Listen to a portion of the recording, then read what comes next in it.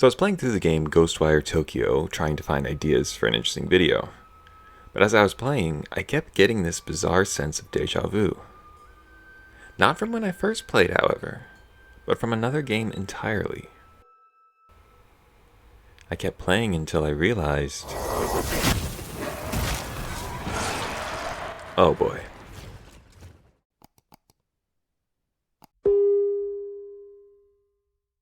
Hello, ladies and gentlemen, boys, girls, and everyone non-binary. I'm SomnolentMonk, but you can call me Monk. Today's going to be an interesting one, because we're going to be taking a look at two rather similar games, both published by Bethesda Studios, that only released a year apart. They are Redfall and Ghostwire Tokyo. Or Tokyo, if you want to be a stickler about the pronunciation.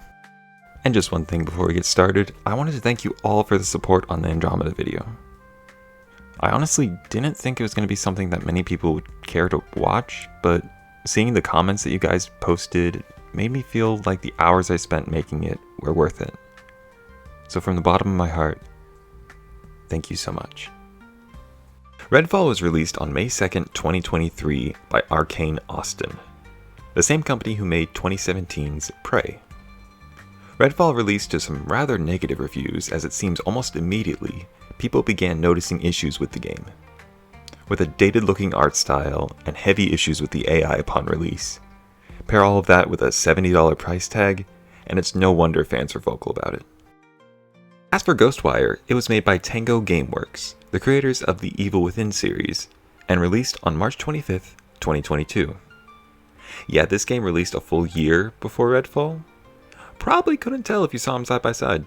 And speaking of side by side, to review both Redfall and Ghostwire in a way that won't have me repeating myself on a lot of similar talking points, let me just...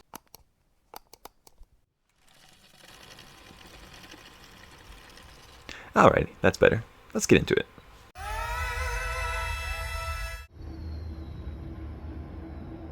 The games both begin with our character being caught in the tidal town, becoming incapacitated shortly after a wave of supernatural energy sweeps past them.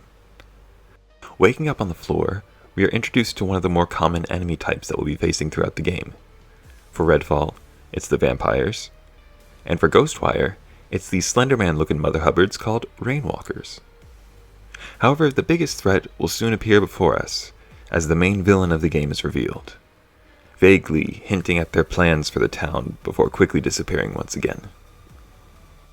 You may have noticed during that brief explanation the stark difference in cutscenes between both Redfall and Ghostwire. And this is unfortunately where many of the issues for Redfall start.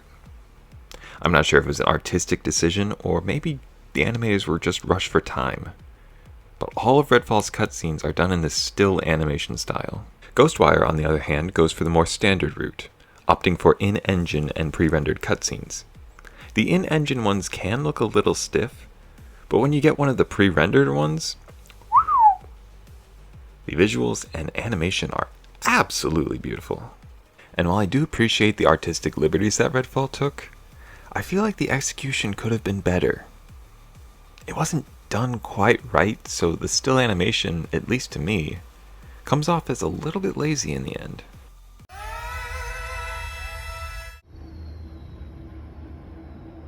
Redfall and Ghostwire, both being first-person shooters, live and die by how well the gunplay is. Or, in Ghostwire's case, hand play. And honestly, I don't think either of the games really have award-winning gunplay or anything like that. Redfall's is rather basic, with a decent variety of weapons, but for me there's just something off about the enemy movement. It's probably just a skill issue, but I digress. However, I did have a blast sliding around with a shotgun, kneecapping anything I came across. Ghostwire, on the other hand, went in a rather interesting direction. Your main quote-unquote weapons take the form of elemental abilities that you cast out from your hands, with supporting items like the bow and the various types of talismans. It works well, if not a bit repetitive, but I think the enemy variety helps keep it fresh. We'll get to that in a second. Funnily enough, the core mechanic that I feel connects these two games the best is the core mechanic. damaging enemies to the point their core is revealed to do a finishing animation on them. Though they appear the same, there's still some slight differences. With Redfall, it's one of the only ways to fully kill a vampire, and if you aren't able to finish them, they will quickly regenerate. But luckily, you become completely invulnerable while performing the animation, giving you a brief moment to rest before you're back in the fray. As with Ghostwire, you don't necessarily have to grab the core, but you're incentivized to by receiving health upon kill. However, you aren't invulnerable, and enemies can, and will, interrupt if they hit you during your animation.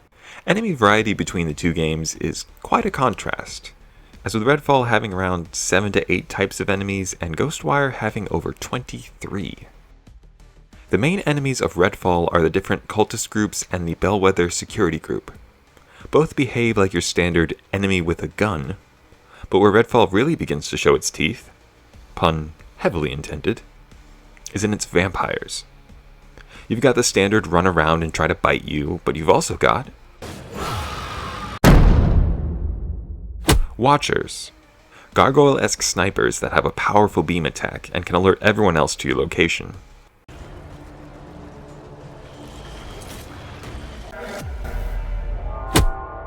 Siphons, a vampire that, instead of drinking your blood, will pull it out of you and then attack you with it.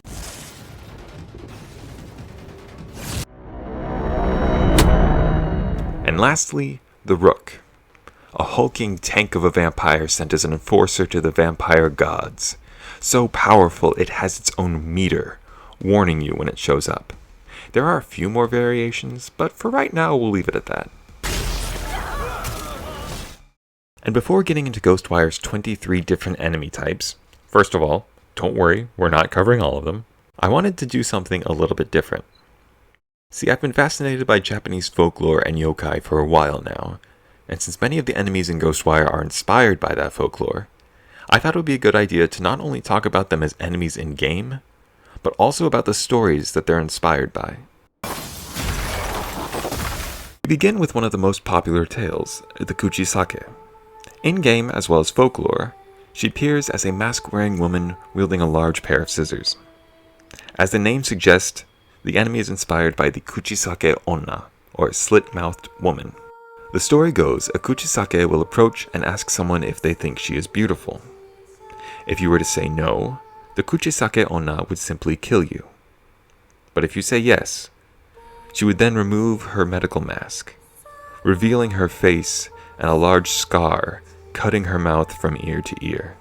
She will ask the person again if they think she is still beautiful. And if you still say no, much like the first time, she will kill you.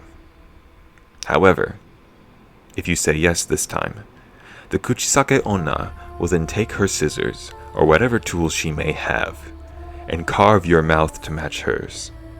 Like a wanna know how I got these scars kind of thing.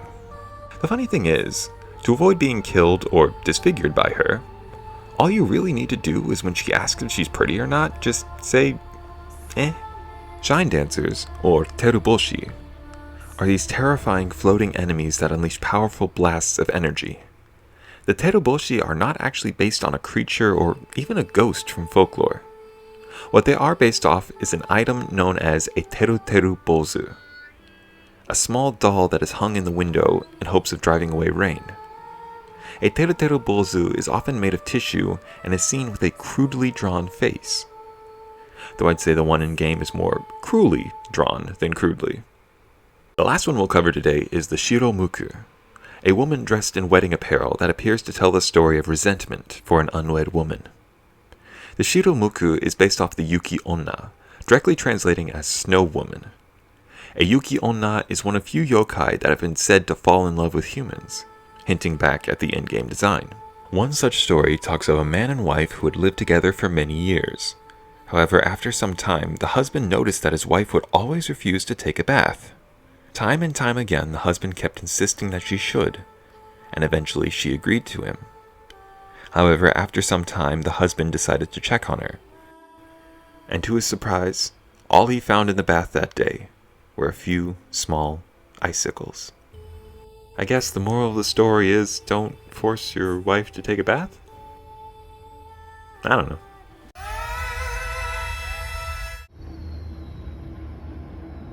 What good would an open world game be without an open world? Well, in a bold decision, both Redfall and Ghostwire have actually put restrictions on how much you can explore at any given time.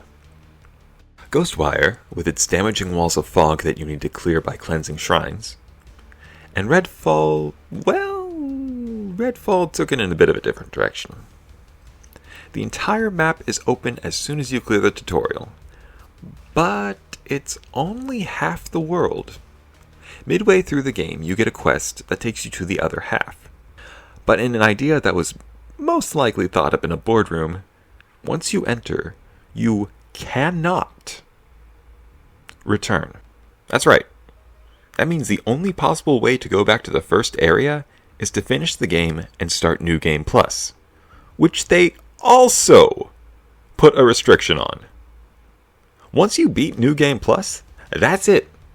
That character is done, and there is no way to continue on your save file. So you better hope you've done everything you need to, seen all the sites, gathered all the collectibles, which Redfall offers in the form of 100 grave locks, scattered throughout both sections of the map. So make sure you get all of them unless you want to replay the first section again. Ghostwire, on the other hand, has a grand total of 566 collectibles. Here's the breakdown of all of that, both as an easy way to digest the information, but mostly because I don't want to have to say all of that. But honestly, I think I enjoyed getting Ghostwire's collectibles more, and that's for one big reason.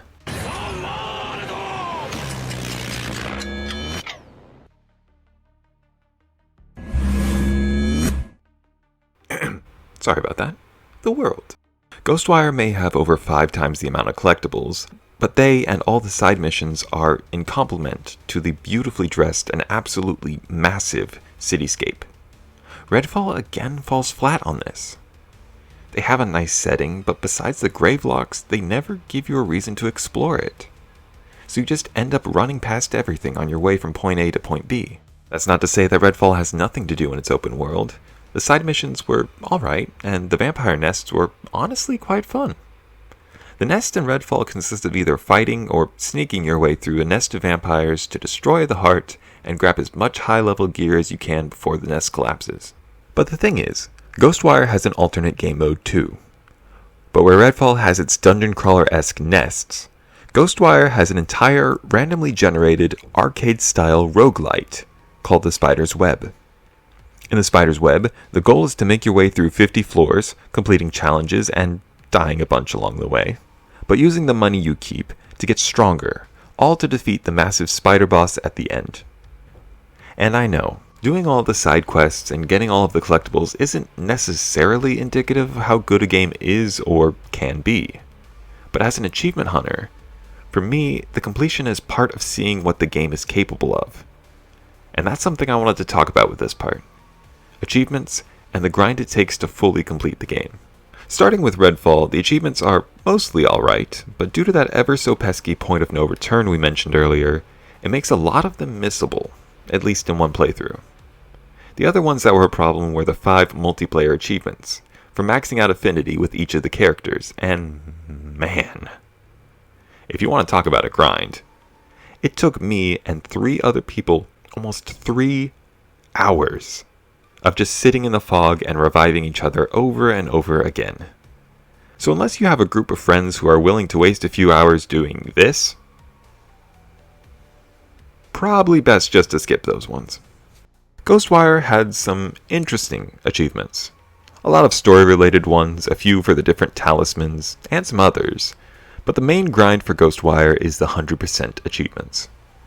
Getting all 556 collectibles as mentioned earlier, as well as all of the spirits in the city, which the in-game counter says is 240,300. But fortunately, when you collect a spirit, it gives you anywhere from a couple hundred to about 1,000.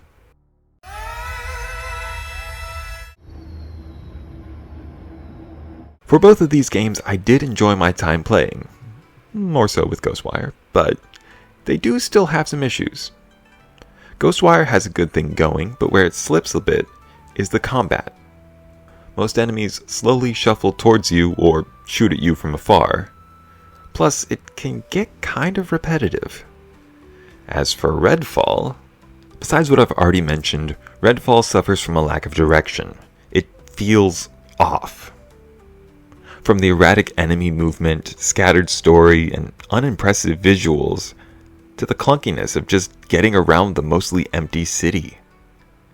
It's clear that Redfall could have been so much more than the game we have today, and as much as I'd like to sit here and speculate about who's to blame or what happened, there hasn't been an official statement from anyone, either at Bethesda or from Arcane Austin.